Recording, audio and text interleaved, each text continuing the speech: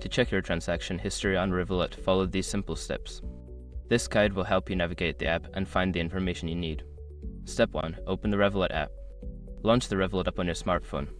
Ensure you are logged into your account with your credentials. Step 2. Go to the Accounts tab. Once the app is open, locate and tap on the Accounts tab at the bottom of the screen. This section contains all your accounts and transaction details. Step 3. Select the relevant account. Choose the specific account for which you want to view the transaction history.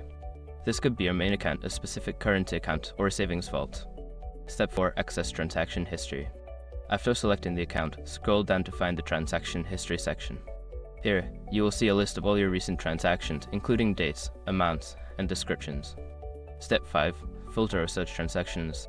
If you need to find a specific transaction, use the filter or search options available. You can filter by date range or search for keywords related to the transaction. Now you can easily keep track of your spending and manage your finances with Revolut.